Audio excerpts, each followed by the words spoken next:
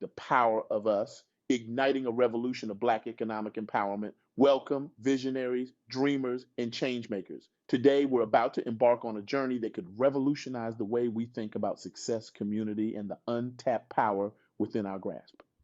I'm thrilled to share with you the groundbreaking insights from my recent interview with Ronita Wheatfall, a true luminary in the business world whose vision is reshaping the landscape of Black economic empowerment.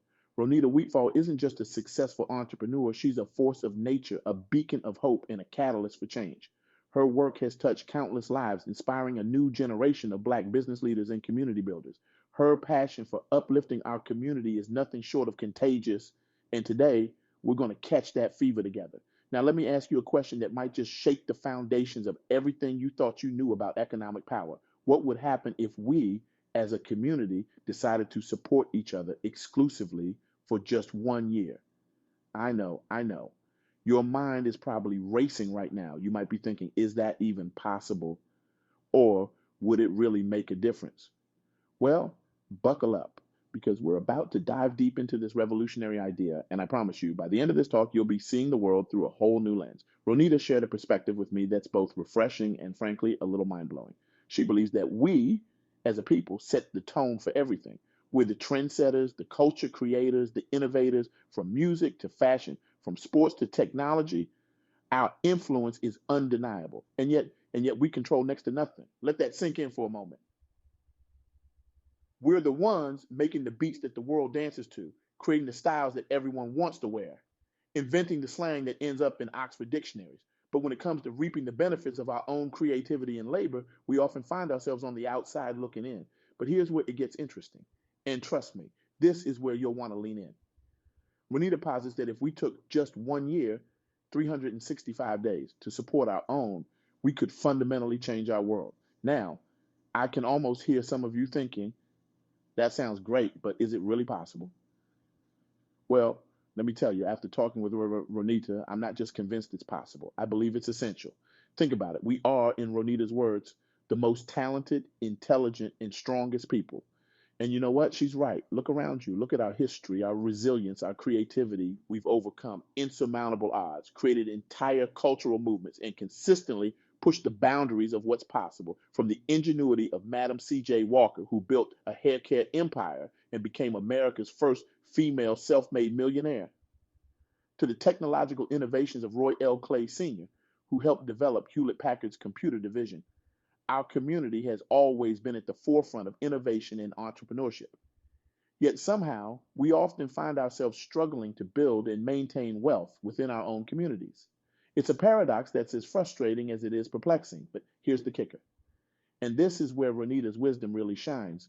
The key to changing this dynamic lies in finding our passion and doing great business. Now, I know what you're thinking. Finding our passion and doing great business. That sounds like something from a motivational poster. But stick with me because there's more to this than meets the eye. When we find our passion, we tap into a wellspring of energy, creativity, and drive that can fuel us through the toughest challenges. It's like finding that perfect rhythm in a song. Suddenly, everything flows. And when we channel that passion into great business practices, we create a ripple effect that can transform not just our lives, but our entire community. Let me share a story with you that illustrates this perfectly. A few years ago, I met a young woman named Aisha. Aisha had always been passionate about natural skincare, experimenting with homemade concoctions in her kitchen. But for years, she didn't see it as anything more than a hobby. Then, one day, she decided to take the plunge. She started a small line of natural skincare products, focusing on ingredients that work well for melanin rich skin. At first, it was just her mixing products in her kitchen and selling them at local markets. But here's where it gets interesting. As her business grew, she didn't just create great products, she created opportunities. She hired other young women from her neighborhood to help with production and sales. She sourced her ingredients from Black owned farms. She partnered with other Black owned businesses for packaging and shipping. In just 3 years, Aisha's hobby had turned into a thriving business that employed 15 people full time and had a network of over 50 Black owned businesses in its supply chain. That's the power of finding your passion and doing great business. But Aisha's story isn't unique. It's happening all over the country in every industry you can imagine. From tech startups in Silicon Valley to urban farms in Detroit, Black entrepreneurs are creating innovative businesses that serve our communities and build wealth. Now, I can almost hear some of you saying that's easier said than done. Nah? And you're right, it's not easy. But as Ronita pointed out, it's necessary. Because when we do this, when we find our passion and excel in business, we make it easy for others to support us. We create products and services that our community needs and wants. We build brands that resonate with our experiences and values. And see, we become the go-to experts in our fields. And here's where the magic happens. When we support each other in this way, we're not just making individual businesses successful, we're building a network, an ecosystem of Black owned businesses that can meet nearly every need within our community. We're creating jobs, generating wealth, and most importantly, we're keeping that wealth circulating within our own economic sphere. Think about it this way: every dollar spent at a Black owned business is like a vote.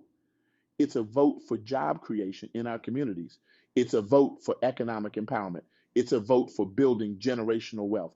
And when we cast these votes consistently, day after day, week after week, for an entire year, the results could be revolutionary. But let's be real for a moment. This isn't just about money, it's about something much deeper, much more fundamental. It's about love. Yes, you heard that right, love. Renita emphasized this point and it stuck with me. She said, I love my people. Now, and that love, that deep seated affection and respect for our community is the bedrock upon which this whole idea is built. Because when we truly love our people, we want to see them succeed. We want to support their dreams, buy their products, use their services. We want to see our communities thrive, our children prosper, our elders retire in comfort. And that love, that commitment to each other is what will drive us to make the conscious choice to support our own. Now, I know some of you might be thinking, but what about quality? What if Black owned businesses can't meet all our needs? And that's a fair question. But here's the thing, uh, by supporting our own, we're not settling for less. We're challenging our entrepreneurs to rise to the occasion, to compete on a global scale, to innovate and excel. We're creating a market that demands excellence, and in doing so, we're pushing our businesses to new heights. Let me give you another example. A few years ago, a group of Black tech entrepreneurs in Atlanta noticed a gap in the market for culturally relevant children's coding programs. They could have easily said, well, there are already coding programs out there. We can't compete. But instead, they saw an opportunity. They created a coding program that incorporated elements of Black culture and history. They used examples and scenarios that resonated with Black children. They even created animated characters based on Black historical figures. The result? Their program didn't just attract Black families, it outperformed many mainstream coding programs in terms of student engagement and learning outcomes. Schools started adopting it. Then other coding programs started incorporating elements of their approach. This is what happens when we support our own. We don't just create successful businesses, we raise the bar for everyone. We introduce new ideas, new perspectives, new solutions that benefit not just our community, but society as a whole. And let's not forget, this isn't about exclusion. It's about empowerment. It's about creating a strong economic base within our community that allows us to engage with the broader economy from a position of strength rather than dependency.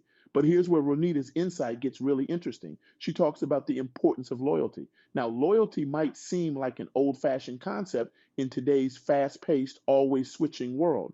But in the context of supporting our own, it takes on a new, powerful meaning.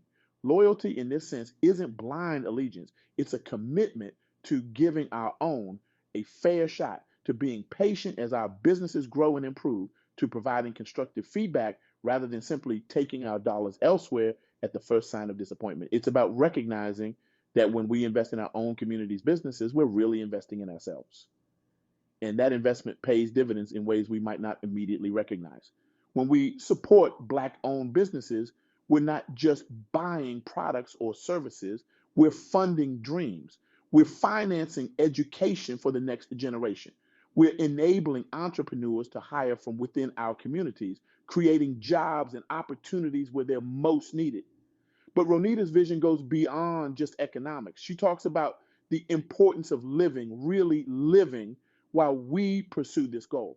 This isn't about grinding ourselves to the bone or sacrificing everything for the sake of business. It's about finding joy in supporting each other, about celebrating our successes together, about creating a community that uplifts and empowers its members.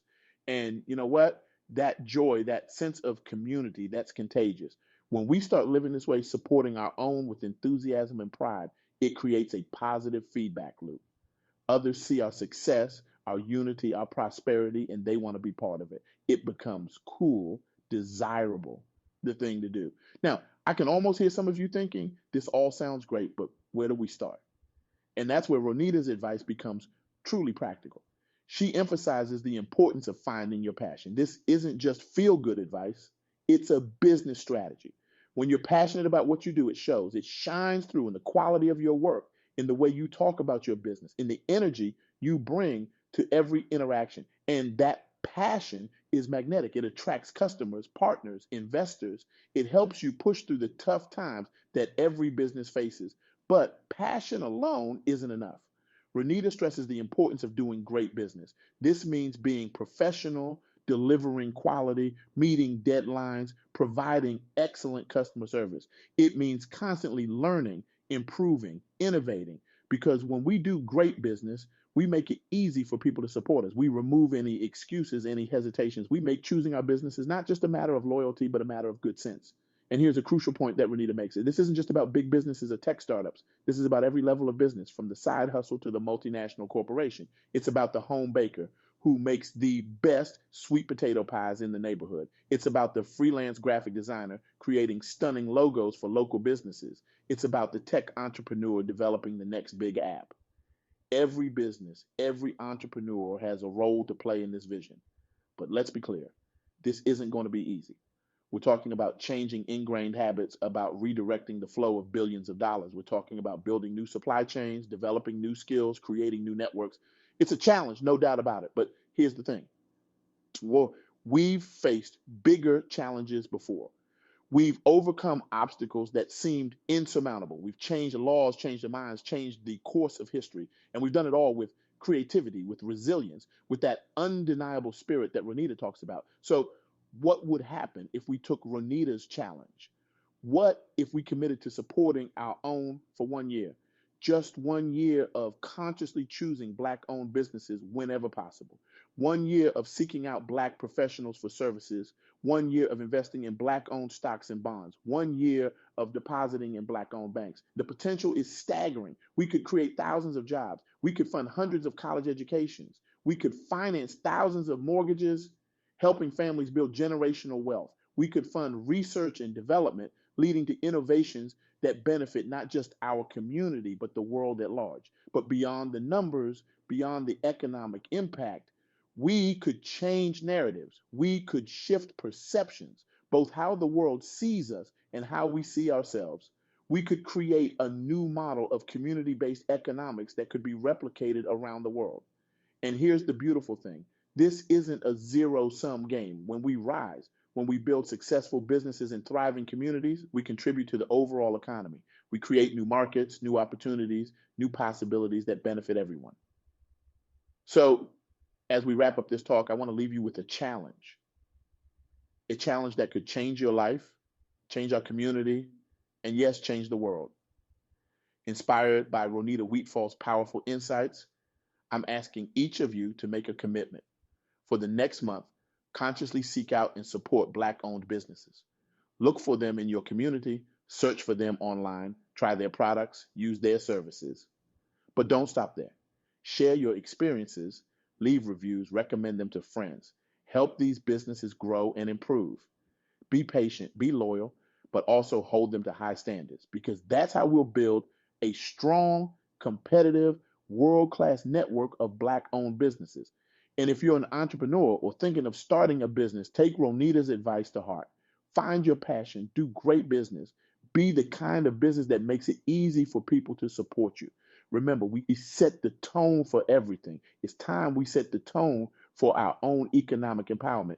It's time we take control of our economic destiny. It's time we show the world what can happen when we support our own. Imagine a year from now, Imagine the businesses we could have built, the jobs we could have created, the wealth we could have generated. Imagine the pride we'll feel knowing that we did this together, that we supported each other, that we lifted each other up. This isn't just a dream, it's a vision. And with your commitment, your passion, your dedication, we can make it a reality. So I'll leave you with this question. A year from now, how will you have contributed to this vision? How will you have supported your own? How will you have helped change our world? The power is in your hands. The time is now. Let's make history. Let's create a legacy. Let's support our own and watch our community soar. Thank you.